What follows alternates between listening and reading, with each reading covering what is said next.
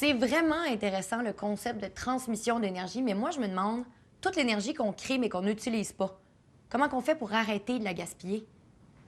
Excellente question, Catherine. Merci, Catherine. Je veux juste dire que cette chronique-là, elle s'adresse à mon chum. Premièrement, hein, mon amour, un truc vraiment simple puis qu'on se fait répéter depuis qu'on est petit, c'est de fermer les lumières. Je sors d'une pièce, je ferme la lumière. Mais aussi, on peut se demander si on a vraiment besoin de toutes ces lumières. Puis est-ce qu'on a besoin qu'elles soient toutes allumées en plein jour? Non, mais tu sais, c'est vrai qu'on a le réflexe d'ouvrir la lumière en entrant dans une pièce, mais à midi, quand il faut que je porte des lunettes de soleil dans ma chambre, est-ce que j'ai vraiment besoin de cette ampoule-là? Une autre façon de réduire notre consommation d'énergie, c'est de débrancher les appareils qu'on n'utilise pas. C'est un geste vraiment, vraiment simple, mais qui permet d'économiser beaucoup d'énergie. Parce que même éteint, plusieurs appareils continuent de consommer de l'électricité, puis ça, c'est ce qu'on appelle la consommation vampire.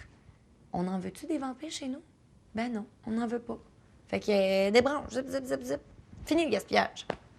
Et maintenant, j'aimerais aborder l'utilisation de l'eau courante, avec mon chum encore. Au Québec, on est chanceux parce qu'on a des ressources astronomiques en eau, même que le Québec détient 3 des réserves en eau douce renouvelables de la planète. Mais ça, c'est un privilège. Puis qu'est-ce qu'il faut surtout pas faire avec un privilège? En abuser.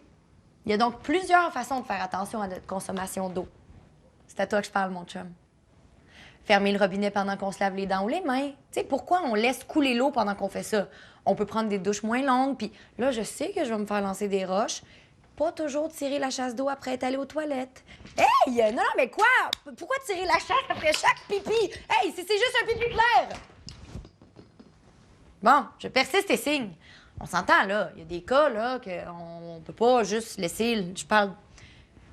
Je vais pas faire un dessin, là, vous comprenez, mais moi, je décrète que 2-3 petits pipis dans une toilette, c'est pas la fin du monde.